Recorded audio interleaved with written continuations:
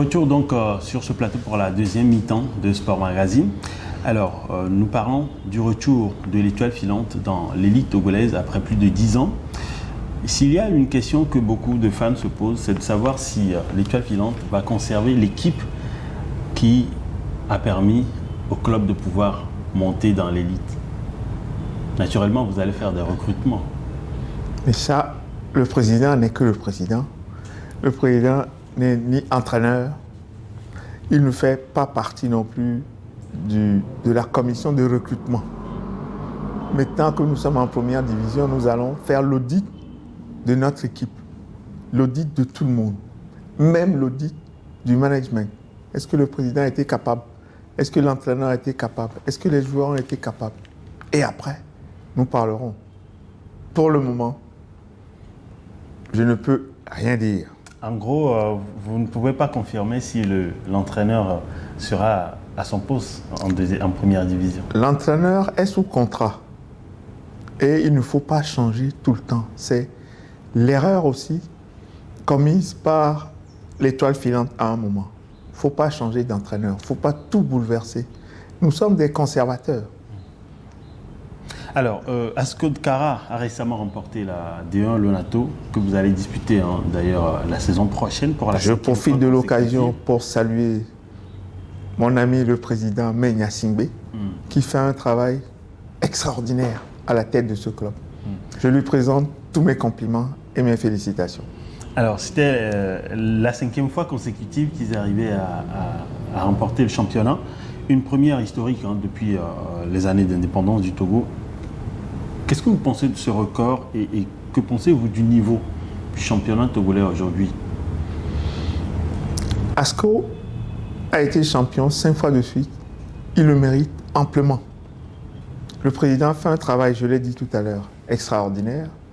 C'est quelqu'un qui est passionné de football, qui a fait le football, qui a été footballeur. Contrairement à moi, je n'ai pas fait le football.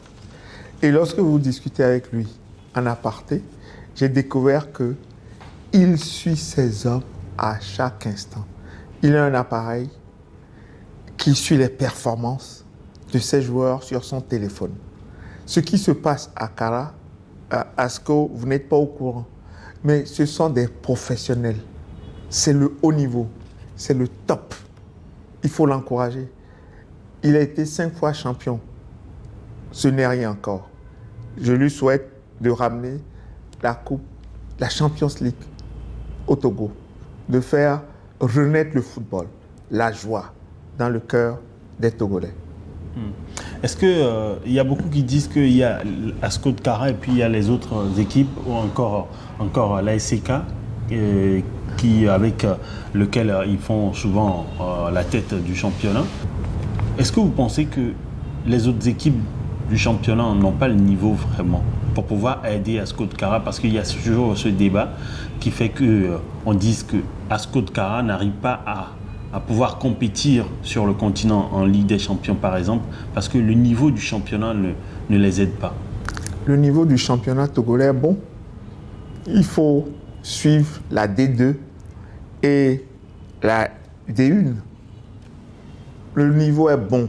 On ne peut pas dire c'est parce que les joueurs ne sont pas bons ou bien parce que Asco gagne qu'à l'extérieur, ils n'arrivent pas à tenir leur rang. Peut-être que c'est dû à la motivation des joueurs. C'est ça qu'il faut voir. Sinon, Asco met d'énormes moyens au niveau de ses joueurs, au niveau technique, à tous les niveaux, pour pouvoir égaler, pour pouvoir jouer les premiers rôles en Champions League. Malheureusement, c'est aussi une question d'expérience. C'est seulement la 5e fois ou la 6e fois qu'Asco a participé. Peut-être au bout de la 6e, la 7e, la 8e fois, ça viendra.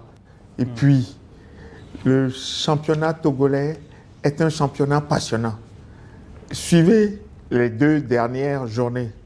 Il y a des clubs qui vont aller en 2e division. Il y a des clubs qui veulent à tout prix rester en première division. Et ça se bat. Le niveau, quand vous allez là-bas, les gens, ils jouent vraiment au football. Peut-être encore mieux qu'en 2e division. Donc, on ne peut pas dire. Bientôt, on va multiplier les compétitions. Et c'est ça qui va faire en sorte que les joueurs vont encore améliorer leur performance. Justement, en parlant des performances des joueurs locaux, le Togo a des chances réduites aujourd'hui de pouvoir se qualifier pour la Coupe du Monde 2026. On se pose d'énormes questions sur une probable, peut-être, ou une absence, une quatrième absence consécutive du Togo à une CAN. Est-ce que vous pensez également que le football togolais a un réel problème? Le football togolais n'a aucun problème. Qui vous a dit que nos chances sont réduites pour aller à la Coupe du Monde? C'est le football. Je vous ai dit tout à l'heure, en matière de football, il faut être humble. Les autres qui sont devant nous peuvent commencer à perdre tous leurs matchs et le Togo peut gagner tous ses matchs. Tout est possible en football. Tant que l'arbitre n'a pas sifflé la fin des 90 minutes, tout peut se passer. Et tout peut se passer aussi. Les autres peuvent connaître des accidents. Le Sénégal peut chuter. La RDC peut chuter. La Mauritanie. Les deux Soudans. À la limite même, ils peuvent refuser de jouer leur match. Donc nous avons encore toutes nos chances. Pour la CAN, elle n'a même pas débuté et vous parlez déjà de rater 4 CAN d'affilée. Qui vous a dit ça? Bon, il y a beaucoup de gens qui craignent que le Togo soit encore absent. Oui, mais c'est eux qui sont sur les terrains. Ce n'est pas eux qui jouent. Ce sont les joueurs, c'est le staff technique. Le staff va changer. L'entraîneur, le sélectionneur national, malheureusement, a donné sa démission. Et certainement qu'il y aura peut-être un national à la tête. Et à ce moment-là, tout peut changer. Et justement, est-ce que vous penchez pour un entraîneur local? Pour nous, nous irons au Maroc en 2025. J'ai envie d'y aller personnellement. Et ça va être l'un des objectifs que nous allons nous assigner à l'Étoile filante. Faire tout pour former de très bons joueurs capables d'aider la sélection nationale. Avant, la sélection nationale, l'ossature était composée de 5, 6, 7 ou 8 joueurs de l'Étoile filante. Il faut qu'on retrouve ça. ASCO peut fournir 6. Si l'Étoile filante fournit 5, ACK le reste, ça ira. Mais l'Étoile filante a son rôle à jouer pour aider le football togolais. Rien n'est perdu. Absolument rien. On n'a pas encore commencé à jouer. Et vous parlez de défaite. Ça, ce n'est pas l'Étoile filante. Ce n'est ni le Togo. En ce qui concerne le successeur de Paolo Duarte, le sélectionneur, l'ex-sélectionneur désormais des éperviers du Togo, vous penchez plus pour un sélectionneur local ou pour un étranger encore? Moi, que ce soit un local ou un expatrié, ce qui compte, c'est que le Togo soit qualifié.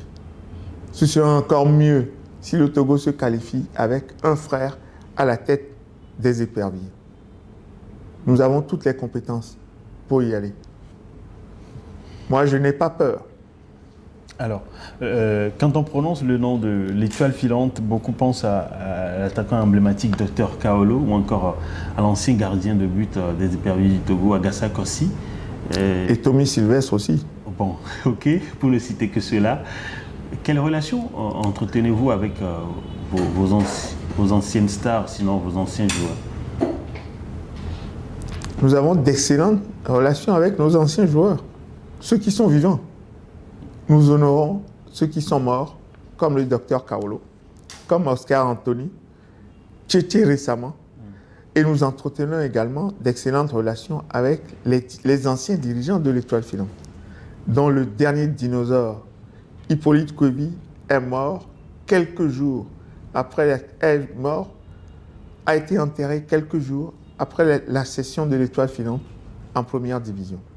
Donc, de ce côté-là, il n'y a aucun problème. Et j'ai oublié de citer aussi Charles Toclé, qui vraisemblablement va revenir pour aider l'Étoile filante à rebâtir une super équipe et à construire également ce fameux centre de formation dont nous avons tant besoin. Alors justement, en parlant de cette manière de pouvoir honorer les anciennes gloires de l'équipe, le tournoi Dr Carolo, quel est l'objectif de ce tournoi que vous organisez, Président? Ce tournoi a été organisé lors du cinquantenaire du décès du Dr Carolo. Ça a coûté extrêmement cher et depuis, nous avons arrêté pour le moment. La priorité, en plus, nous avons découvert qu'au Togo, on n'aime que les tournois. On passe notre temps à jouer des tournois. Et à la fin, on se pose des questions. Nous avons besoin de former nos joueurs. Qui sont ceux qui, alors, jouent à ces tournois-là? Est-ce que ce sont des joueurs qui sont avec nous ou bien ce sont d'autres joueurs? Alors que nous en avons besoin pour bâtir de véritables équipes. Ce qui compte, ce n'est pas les tournois. Ce sont les centres de formation. Que, grâce à la professionnalisation qui aura lieu bientôt, tous les clubs de l'élite aient leur centre de formation. Et comme ça, dans 5, 6, 7 ans, le Togo va retrouver sa place dans l'élite du football africain. Il existe un éternel débat autour de l'équipe la plus titrée du championnat togolais ou simplement l'équipe la plus titrée du Togo. Il y en a beaucoup qui mettent Semassi devant avec 10 titres en tête des équipes les plus titrées du championnat d'élite togolais. Et il y en a aussi d'autres sources qui évoquent l'Étoile filante, votre club. Qu'est-ce que vous pensez de cela, Président? Je ne voulais pas entrer dans ce débat parce que l'Étoile filante a été créée en 1932. Et depuis 1934, l'Étoile a été championne du Togo. L'Étoile a eu 18 titres champion du Togo et a terminé la récolte en 1968. Et après, l'Étoile a été dissoute. Donc, la seule équipe la plus titrée, c'est l'Étoile filante. Et ce n'est pas moi qui le dis. C'est le livre sur l'histoire du football togolais qui le révèle. Ce livre a été écrit par M. Bati Nyadjom, La passionnante histoire du football togolais. Une histoire centenaire. Que dit ce livre? Page 76. Avec 18 titres de champion du Togo et 36 coupes remportées depuis le début du football au Togo, l'Étoile filante est de loin le club le plus titré à ce jour. Un palmarès à faire pâlir d'envie n'importe quelle autre équipe de l'élite de ce pays. L'Étoile filante a gagné la Coupe d'AOF. L'Étoile filante a été la première équipe qui a gagné la Coupe de l'Indépendance. On ne peut pas effacer l'histoire. Le livre existe.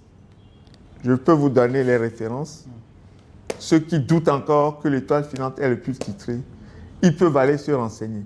Mais ce n'est pas notre objectif principal. Nous, notre objectif, c'est comment faire pour que l'Étoile filante renaisse, la véritable Étoile filante, pour qu'on fournisse 8, 7 joueurs, 7, 8 ou 9 joueurs à l'équipe nationale, pour avoir notre centre de formation, pour que le peuple togolais, les gens de Lomé, lorsque l'Étoile filante joue, les terrains soient pleins. Je ne vais pas me battre parce que j'ai déjà gagné 18 titres. Ça n'apporte rien. Mais quand même, pour les historiens et pour nos enfants, il faut savoir que c'est l'Étoile filante.